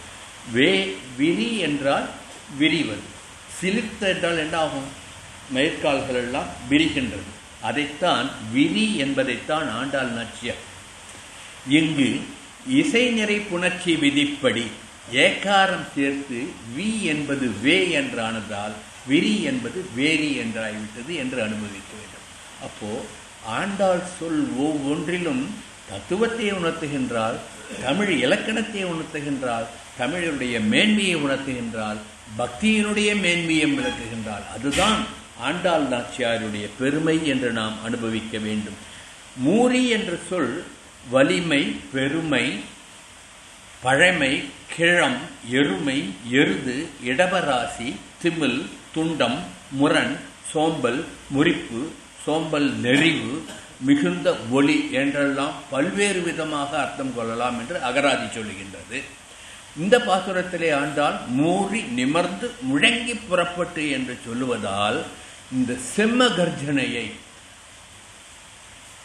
அந்த நரசிம்ம பெருமான் அந்த நிருசிம்மாவதாரம் எடுத்தது ஹா ஹா என்று அலறிக்கொண்டு வந்த அந்த சிம்ம கர்ஜனையை நமக்கு உணர்த்துவதற்காக மூறி நிமிர்ந்து எது என்று ஆண்டாள் சொல்லுகின்றாள் என்று நாம் அனுபவிக்க வேண்டும். அளந்திட்ட தூணை அவன் தட்டிய பொழுது அங்கு தோன்றிய பெரிய உருவமாக நரசிம்ம உருவம் அல்லவா? ஆழ்வார்கள் அனுபவித்த அந்த எம்பெருமானுடைய திருமேனி உருவத்தை உன் எதிரிகளும் கண்டு மயங்கும் வண்ணம் உள்ள கண்ணனுக்கு ஏன் ஒப்பிட்டு சொல்லுகின்றாள் என்பதுதான் ஆண்டாளுடைய பாசுரத்தினுடைய ஏற்றம், அவளுடைய அனுபவத்தின் ஏற்றம். ஆகவே நீ அதுபோன்று மூறி நிமிர்ந்து முழங்கிய சிங்கமாக வராதே, எல்லோரும் பயந்து ஓடிவிடுவார்கள். நீ எப்படி வர வேண்டும்? காயாம்பூ வண்ணனே, பூவை பூ வண்ணனாக, காயாம்பூ வண்ணனாக, நீலமேனி வண்ணனாக, நீர்மணி வண்ணனாக வடிவத்தோடு கிளம்பி வந்து எங்கள் கண்ணனாக நீ வர வேண்டும். சீரிய சிங்காதனத்திலே வந்து அமர்ந்து யாம் அந்த காரியம் அருள வேண்டும். பாசுரத்தை ஆரம்பித்தது நிருசிம்ம பெருமாளாக அனுபவித்து, ஆனால் எமக்கு அருள் புரிய வருகின்ற பொழுது நீ நிருசிம்ம ரூபத்திலே வந்துவிட்டால் பயந்து விடப் போகின்றார்கள் எல்லோரும். ஆகவே பூவை பூ போலே பூவண்ணனாக நீ சாந்தமாக வந்து எங்களுக்கு அருள் புரிய வேண்டும் என்று ஆண்டாள் இங்கு அனுபவிப்பதாக நாம் அனுபவிக்க வேண்டும். இதை எப்படி பெரியவர்கள் நமக்கு எடுத்துச் சொன்னார்கள் என்றால், ஏன் வந்து சீரிய சிங்காதனத்தில் இருந்து வந்து அமர்ந்து யாம் வந்த காரியத்தை ஆராய சொன்னார்? நாங்கள் கேட்கின்ற கேள்வியும் நாங்கள் கேட்கின்ற பறையும் அதற்கு நீ சொல்லுகின்ற விடையும் பள்ளியறை பேச்சாக இருக்கக்கூடாது.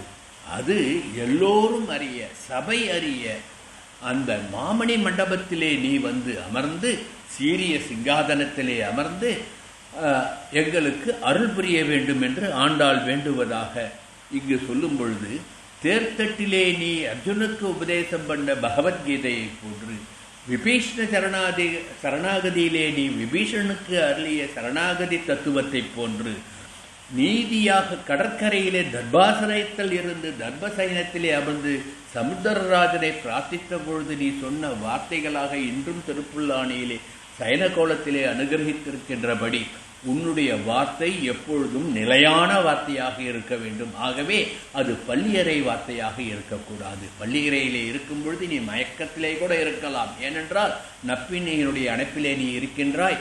அந்த போகத்திலே ஏதோ சொல்லிவிட்டோம் என்று சொல்லிவிடாதே. நீ எழுந்து வந்து மாமணி மண்டபம் வந்து அத்தாணி மண்டபம் வந்து சீரிய சிம்மாதனத்திலே அமர்ந்து நீதி ராஜனாக எங்களுக்கு எப்படி பகவத்கீதையிலே உண்மையை போதித்தாயோ, எப்படி விபீஷ்ண சரணாகதியிலே உண்மையை போதித்தாயோ, எப்படி சமுத்திரராஜனை வேண்டின பொழுது தர்பாசனத்தில் இருந்து உண்மையை சொன்னாயோ, அதுபோன்று வந்து சொல்ல வேண்டும் என்று சீரிய சிங்காதனத்திலிருந்து யாம் வந்த காரியம் ஆராய்ந்து அருள் என்று ஆண்டாள் பிரார்த்திப்பதாக நாம் அனுபவிக்க வேண்டும்.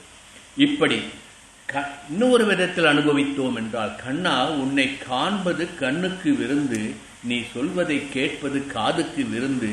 அந்த விருந்து எங்களுக்கு மட்டும் கிடைக்கக்கூடாது. நாங்கள் எல்லோரும் கூடியிருந்து குளிர வேண்டும். ஆகவே அத்தாணி மண்டபத்திற்கு வா, பள்ளி அறையிலே இருந்து எங்களுக்கு எதுவும் உபதேசம் பண்ணாது என்று சொல்லுவதாகவும் அனுபவிக்கலாம். மூறி நிமிர்ந்து முழங்கி புறப்பட்டு என்று இந்த பாசுரத்தினுடைய வாசகங்களிலே ஆண்டாள் எம்பெருமானுடைய கிடந்த கோலத்தை சொன்றால், அடுத்து அவனுடைய நடந்த கோலத்தை பார்க்க வேண்டுமாம். ஆகவேதான் அத்தாணி மண்டபத்துக்கு வா என்று சொல்லுகின்றார். பள்ளியிலிருந்து எழுந்து நடந்துதானே அத்தாணி மண்டபம் வர முடியும். ஆக நடந்த கோலத்தை சேவிக்கலாம். நடந்த கோலத்தை சேவித்த பிறகு அந்த சிம்மாதனத்திலே அமர்ந்த கோலத்தை சேவிக்கலாம் என்று எம்பெருமானுடைய அனைத்து நிலைகளையும் அனுபவிப்பதற்கு ஏற்றவாறு இந்த பாசுரத்தை அமைப்பதுதான் ஆண்டாளுடைய ஏற்றம். இந்த நடந்த கோலத்தை போதருமா போலே நீ பூவைப்பூ உண்ணாய் என்று சொல்லுகின்றார்.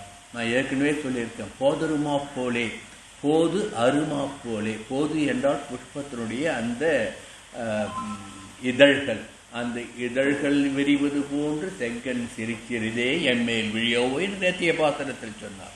இந்த போது அரு என்பது முற்றும் மலர்ந்த மலரும் அல்ல, மூடிக்கொண்டிருக்கின்ற மொக்கும் அல்ல. இரண்டுக்கும் இடைப்பட்ட ஒரு நிலை, மொக்கு மலராக அவிழ்கின்ற நிலை. அந்த நிலையைத்தான் கண்ணனுடைய கண்கள் முழுவதுமாக விரிந்துவிட்டால் எங்களால் தாங்க முடியாது.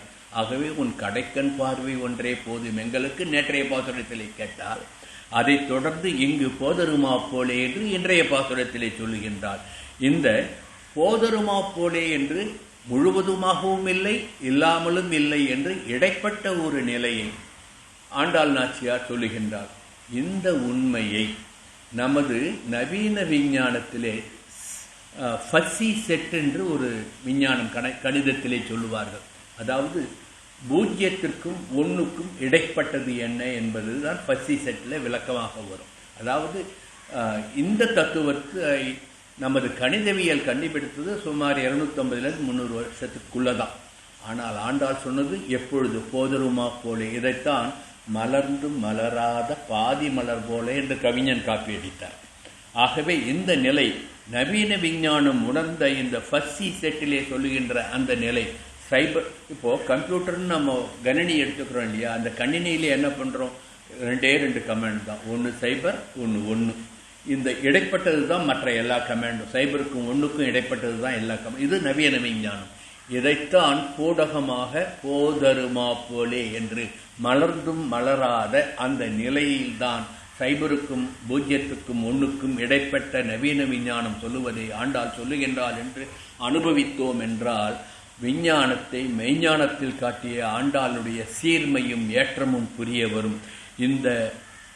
இது ஒரு வேடிக்கையான பேச்சல்ல, இல்லை கற்பனையான பேச்சல்ல. இன்றைக்கி நாமெல்லாம் வீட்டில் உபயோகப்படுத்துகிறோமே வாஷிங் மிஷின், நாமெல்லாம் மைக்ரோ ஓவன் உபயோகப்படுத்துகிறோமே, நாமெல்லாம் இன்னும் எஸ்கலேட்டரில் போயிட்டு நடக்காமல் உடம்பு கழுங்காமல் போகிறோமே.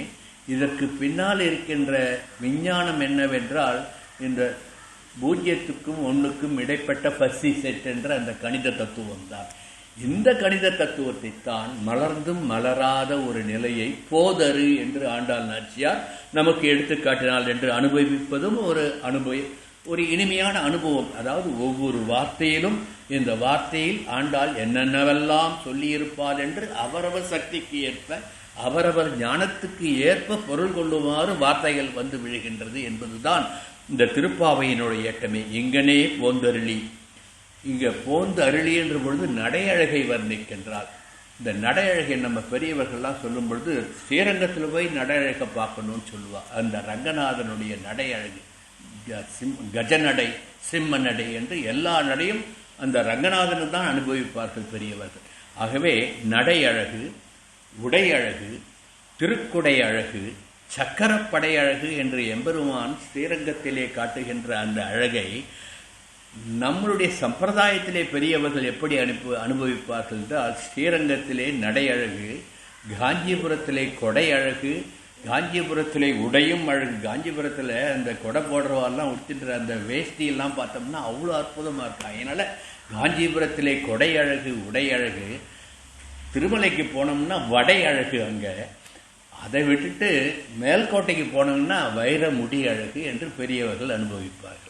இப்படி நடை, உடை, வடை என்று எப்படியெல்லாம் அனுபவிக்கின்றார்கள் யதார்த்தத்தை. இதுதான் நமக்கு அனுபவத்திற்கு எந்த விதமாக அனுபவித்தாலும், மேல தத்துவார்த்தமாக அனுபவித்தாலும் அதற்கு பொருள் கிடைக்கும்.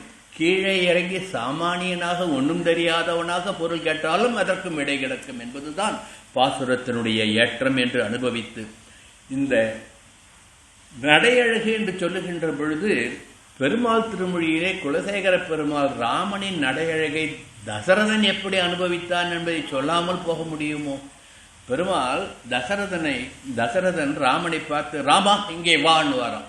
ராமன் தகப்பனாரிடம் நடந்து வந்து அடியே என்று சொன்னால், சரி அப்புறம் சொல்றேன் போன்னு வரான். திரும்பி போயிட்டு வரான் ராமர். திருப்பி ராமா இங்க வான்னு வரான்.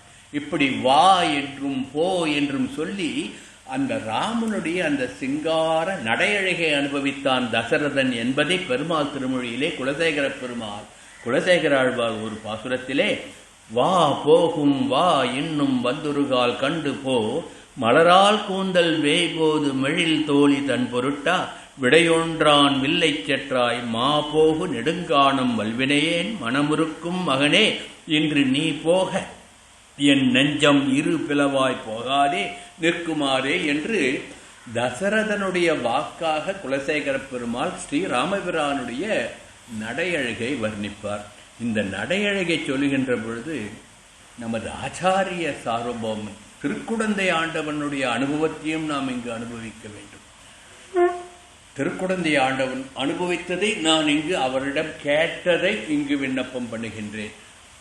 அதாவது மந்தாகினி நதிக்கரையிலே, திருச்சித்திரக்கூடத்திலே மந்தாகினி நதிக்கிலே ராமனும் சீதையும் மாலை நேரத்திலே அந்த கரையோரமாக நடந்து போகின்றார்களாம். திடீரென்று எதிரே நிறைய, அது காடு அல்லவா, யானை கூட்டங்கள் நிறைய போகின்றது. நடந்து போகின்ற பொழுது சீதா பிராட்டி கிளுக்குன்னு சிரித்தாலாம். ராமனுக்கு என்ன சிரிக்கின்றாய் என்று கேட்டதுக்கு ஒன்றும் சொல்லாமல் ஒரு நமட்டு சிரிப்பு சிரித்து கொண்டே வந்தாலாம். ராமனுக்கு ஒரே என்ன சொல்லி ஏன் சிரிக்கிறான்ட்டு ஒரு சந்தேகம் வந்துட்டே இருக்கு. எப்படி இதை நம்ம தெரிஞ்சுக்க? கொஞ்ச தூரம் போன உடனே ராமபிரான் சீதையை பார்த்து கிளிக்குன்னு சிரிச்சாராம். இப்போ சீதா பிராட்டி கேட்குறாராம், நீங்க ஏன் சிரிச்சிங்கன்ட்டு கேட்டாராம். அப்போ அன்னப்பட்சிகள் எல்லாம் ஒய்யாரமாக நடந்து கொண்டு அங்கே குளத்துல போயிட்டு தாமரையில தேன் குடிக்க போச்சான். ராமன் சிரித்ததுக்கு, சீதா பிராட்டி சிரிச்சதுக்கு கேட்ட உடனே சீதா பிராட்டி சொல்லுவான், நீங்க சிரிச்சதுக்கு பதில் சொன்னா நான் சிரிச்சதுக்கு பதில் சொல்றேன்னாலாம். சரி நான் சொல்லுகின்றேன் அன்ட்டு சீதா ஆரம்பிக்கிறா. நீங்க நடந்து வந்த இந்த நடையழகை பார்த்து அதை ரசித்தேன்.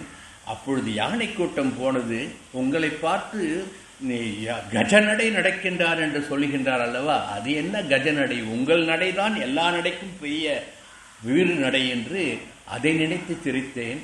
உங்கள் நடையை பார்த்து வெட்கி தலைகுனிந்து யானைகள் எல்லாம் மரத்தின் பின்னால் போய் ஒளிந்து கொண்டதை பார்த்தேன் என்று சீதா பிராட்டி சொல்லலாம். அதாவது ராமனுடைய நடையழகை அவள் அனுபவித்த விதம்.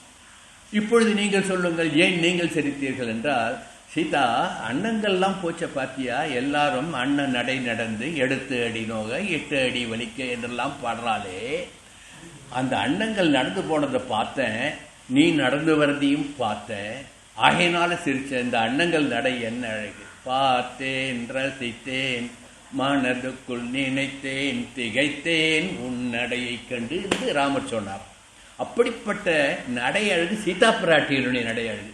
இப்படி நான் சொல்ற சுவாமி, ஆச்சாரிய சார்வபௌமன் திருக்குடந்தை ஆண்டவன் இப்படி ஒரு ரசமா ஒரு அனுபவத்தை எடுத்து சொல்லுவார். எதற்கு என்றால் இதெல்லாம் நினைச்சாதான் இந்த ஞாபகம் நமக்கு வரும். அப்போதான் வா போகு என்று தசரதன் அனுபவித்ததையும், சீதா பிராட்டியின் நடையை அண்ணன் நடையோடு ஒப்பிட்டு ராமன் அனுபவித்ததையும், ராமனுடைய நடையை கஜநடை என்று சீதா பிராட்டி அனுபவித்ததையும் நாம் மனதில் கொள்ள வேண்டும். அப்படித்தான் யாதவ சிம்மமாகிய அந்த கண்ணனுடைய நடையழகை காண வேண்டும் என்று போதருமா போலே நீ பூவை பூவண்ணா உன் கோயில் நின்று இங்கனே போந்தரளி. ஏற்கனவே நின் திருக்கோயில் என்று நந்தகோபருடைய திருமாளிகையை சொன்னால் இங்கு உன் திருக்கோயில் என்று சொல்லி அந்த திருக்கோயில் இருவருக்கும் பொதுவானது, ஆகவே எங்களுக்கும் பொதுவானது என்று உணர்த்துகின்றாள் என்று நாம் அனுபவிக்க வேண்டும். ஓ மணியா, இப்படிப்பட்ட கிடந்த நாள் கிடந்தாய் எத்தனை காலம் கிடத்தியுன் திருவுடம்பு அசைய தொடர்ந்து குற்றேவில் செய்து தொல்லடைமை வழிவரும் தொண்டருக்கே அருளி தடந்தோல் தாமரைக்கண் விழித்து நீ எழுந்து உன் தாமரை மங்கையும் நீயும் இடங்கொள் மூவுலகும் தொழவிருந்து அருளாய் திருப்புலி கிடந்த பெருமானே என்று திருவாய்மொழியிலே நம்மாழ்வார் அனுபவித்த அந்த தாமரை கண்களுடைய அந்த விசேஷத்தை ஆண்டாள் நாச்சியார் இந்த பாசுரத்திலே உணர்த்துகின்றாள் என்று எடுத்துக்கொள்ள வேண்டும். போதரிமா போலேனி பூவை பூவண்ணா கோப்புடைய சீரிய சிங்காதனத்திலிருந்து யாம் வந்த காரியம் ஆராய்ந்து அருள் எண்ணுகின்றாள். இன்னும் ஒரு 5 நிமிட சாவகாசத்தில் முடிச்சுடுறேன். சிங்காதனம் அது சீரிய சிங்காதனம், அது கோப்புடைய சீரிய சிங்காதனம் என்று எத்தனை விருதுக்கள் கொடுத்து அடைமொழிகள் கொடுத்து ஆண்டாள் அனுபவிக்கின்றாள் என்று நாம் அனுபவிக்க வேண்டும். இங்கே இந்த சீரிய சிங்காதனத்தை திருமாமணி மண்டபத்திலே நீ வந்து எங்களுக்கு அனுகிரகம் பண்ண வேண்டும், நீ பள்ளியறைக்குள்ளே இருந்து சொல்லக்கூடாது, யாம் வந்த காரியம் ஆராய்ந்து அருள நீ சீரிய சிம்மாதனத்தில் அத்தாணி மண்டபத்திலே வந்து அருள் புரி என்று கேட்டால் அல்லவா, அதை நிதர்சனமாக காட்டுவதுதான் வாசலிலே இருக்கின்ற திருக்கோலம் அத்தாணி மண்டபத்தினுடைய அமைப்பை. இப்படித்தான் அனுபவிக்க வேண்டும். ஆழ்வார்களுடைய பாசுரத்தை ஆண்டாளுடைய பாசுரத்தை மனதிலே உட்கொண்டால் மாமி அனுபவிப்பது போன்று சீரிய சிங்காதனத்திலிருந்து என்று சொல்லுகின்ற பொழுது இந்த சிங்காதனத்தை இந்த சிங்காதனத்தோடு ஒப்பிடல்னா பூர்த்தியாகாது. தர்மாதி பீடம், இந்த தர்மாதி பீடத்தைத்தான் சீரிய சிங்காசனம் என்று சொல்லி இருக்கின்றார்கள். நமக்கெல்லாம் இந்த தர்மாதி பீடத்தை எம்பெருமானை நாம் சரணம் பற்றியதால் கெட்ட பேராக, அதனால் நமக்கு கிடைத்த பலனாக நிச்சயம் இந்த சரீரம் வீழ்ந்த பிறகு எம்பெருமானுடைய திருவடியிலே லயமாகி சதா பஷ்யந்தி சூரேகா என்று நித்தியசூரிகள் எப்படி எம்பெருமானை அனுபவிக்கின்றார்களோ அப்படி இந்த ஜீவாத்மாக்களும் எம்பெருமானை சரணமடைந்ததனால் இந்த சரீரம் விழுந்த பிறகு சென்று அனுபவிக்கலாம். பரமபதத்திலே திருமாமணி மண்டபத்திலே இது போன்ற ஒரு தர்மாதிபீடத்திலே எம்பெருமான் அமர்ந்து அருள்வாளிக்கின்ற காட்சியை, அந்த காட்சியை நாம் இங்கு சரீரத்தோடு இருக்கின்ற பொழுதே அனவிரதமும் அனுபவிக்க வேண்டும் என்ற ஒரு பேராவலால் நம் பட்டாச்சாரிய சுவாமி அந்த திருவாவணி மண்டபத்தை இங்கு தர்மாதி பீடமாக இங்கு நம் பக்தர்களுக்கு அனுகிரகம் பண்ணுவதற்காக அமைத்து கொடுத்து அதிலே நமது லக்ஷ்மி ஹயக்ரீவ பெருமாள் இருந்து அருள் புரிகின்றார் அல்லவா. இத்தகைய திருமாமணி பீடம் எப்படி இருக்கின்றது அப்படியே கொஞ்சம் பாருங்க. கீழே ஆதிசேஷன், அதுக்கு மேல கூர்மம் என்று பெரிய நிலைகளிலே எம்பெருமான் இந்த லோகத்தை தாங்கிக் கொண்டிருக்கின்ற அந்த தன்மையை உணர்த்துவதாக அமர்கின்றது. அதனுடைய தூண்கள் எல்லாம் தர்மம், அதர்மம், ஞானம், வைராக்கியம், ஐஸ்வர்யம் என்ற பல நிலைகளை உணர்த்துவதாக தூண்கள் அமைகின்றன. இதற்கு இடையே இந்திரன், அக்னி, யமன், நிருத்தி, வருணன், வாயு, குபேரன், ஈசானன் என்ற என்பரும் குமுதன், குமுதாட்சன், புண்டரீகன், வாமனன், சங்குகர்ணன், சங்குநேத்திரன், சுமுகன், சுப்பிரதிஷ்டன் ஆகிய கணநாயகர் ஆகிய நவகிரக தேவதைகளும் யந்திர ரூபமாகவும் ரிக், யஜூர், சாம, அதர்வண வேத மூர்த்திகளும் பரிவாரங்களாகவும் இருக்க சத்வ ரஜோகுண ரூபங்களும் துவாரபாலகர்களாம் அஞ்சலித்த கரத்தோடு அருள்வாளிக்கின்றபடி எம்பெருமானை பிரார்த்திக்கொண்டு நிற்கின்ற அந்த காட்சி இந்த தர்மாதி பீடத்தினுடைய வர்ணனையில் நாம் நிதர்சனமாக, நாம் நேரடியாக நம் கண்களால் அனுபவிக்கின்ற இந்த பெரும் பேரு. இந்த தர்மாதி பீடத்திலே இன்னொரு உண்மை இருக்கின்றது. சதாசிவத்தை நாம் கண்டுகளிக்கின்றபடி அருமையான ஒரு ரூபத்திலே இங்கு ஸ்ரீ லக்ஷ்மி நரசிம்மன் நமக்கு பாஞ்சராத்திர ஆகமம் சொன்ன விதிப்படி நம் அமர்ந்து நமக்கு அருள்பாலிப்பது நமக்கெல்லாம் பெருமை. இப்படி இந்த பாசுரத்தில் அனுபவிக்கின்ற தர்மாதி பீடம்தான் ஆண்டாள் நாச்சியார் போதருமா போலேடி பூவை பூவண்ணா உன் கோயில் நின்றிங்களே போந்தரளி கோப்புடைய சீரிய சிங்காதனத்திலிருந்து, சிங்காதனம் அது சீரிய சிங்காதனம், கோப்புடைய தர்மாதி பீடம் என்று சொல்லி அந்த தர்மாதி பீடத்திலே நீ அமர்ந்து கொண்டு எங்களுக்கு திருவாக்கு மலர்ந்தால் அது சத்தியம் சத்தியம் புனர்சத்தியமாக இருக்கும். ஆகவே யாம் வந்த காரியத்தை நீ தர்மாதி பீடத்திலே வந்து அமர்ந்து எங்களுக்கு சொல் என்று ஆண்டாள் எம்பெருமானுக்கு ஒரு கட்டளை இடுகின்றார். ஆகவே பள்ளியில் கிடந்த கோலத்திலிருந்து எழுந்த கோலத்தை கண்டு, எழுந்த கோலத்திலே பாதி எழுந்தும் பாதி எழாமலும் இருக்கின்ற உத்தான சயன கோலத்தில் திருக்குடந்தையிலே ஆழ்வார் அனுபவித்தபடி இன்றும் காட்சியளிக்கின்ற அந்த எம்பெருமானுடைய பள்ளிகொண்ட கோலத்தை உத்தான சயன கோலத்தையும் கண்டு, பிறகு அவன் எழுந்து நடந்து அத்தாணி மண்டபம் வந்து சீரிய சிங்காதனத்திலே அமர்ந்து கிடந்த இருந்த நின்ற அமர்ந்த என்ற அனைத்து கோலங்களையும் ஆண்டாள் இந்த பாசுரத்திலே நமக்கு எடுத்துச் சொல்லி இருக்கின்றாள் என்றுதான் இந்த பாசுரத்தை நாம் அனுபவிக்க வேண்டும். இன்னும் சொல்றோம்னா இன்னும் இந்த பிரபாவத்தை சொல்லிட்டே போகலாம். நமக்கு கேட்பதற்கு நமக்கு நாழியில சொல்வதற்கும் அந்த பிரபாவத்தை மனதில் கொண்டாலே போதும், எப்படியெல்லாம் அனுபவித்திருக்கின்றாள் என்று அனுபவிக்க வேண்டும். இப்படிப்பட்ட எம்பெருமானை சீரிய சிங்காதனத்தில் இருந்து யாம் வந்த காரியம் ஆராய்ந்து அருளேலோர் எம்பாவாய். ஏல் என்றால் தெளிந்து, ஓர் என்றால் உணர்ந்து, தெளிந்து உணர்ந்து எங்களுக்கு எது வேண்டும் என்பதை, யாம் வந்த காரியம் என்ன என்பதை நீ ஆராய்ந்து எங்களுக்கு அருள் புரிய வேண்டும். நாங்கள் வேண்டும் பறை என்ன? உன்னுடைய நித்திய கைங்கரியம் என்ற பறை. உனக்கு என்றும் இற்றைக்கும் ஏழேழு பிறவிக்கும் முந்தன்னோடு ஒற்றோமேயாவோம், உனக்கே நாமாச் செய்வோம் என்று பின்னாலே 27வது பாசுரத்தில் சொல்ல போகின்றார்கள். அத்தகைய பறையை, அத்தகைய பெரும் பரிசை, நாடு புகழும் நல்ல பரிசை நீ சிம்மாதனத்தில் இருந்து, சீரிய சிம்மாதனத்தில் இருந்து, கோப்புடைய சீரிய சிங்காதனத்தில் இருந்து எமக்கு அருள் புரிய வேண்டும் என்று ஆண்டாள் நாச்சியார் பிரார்த்திப்பதாக சொல்லி இந்த பாசுரத்தினுடைய சுவாபதேசத்தை பூர்த்தி பண்ணுகின்றேன்.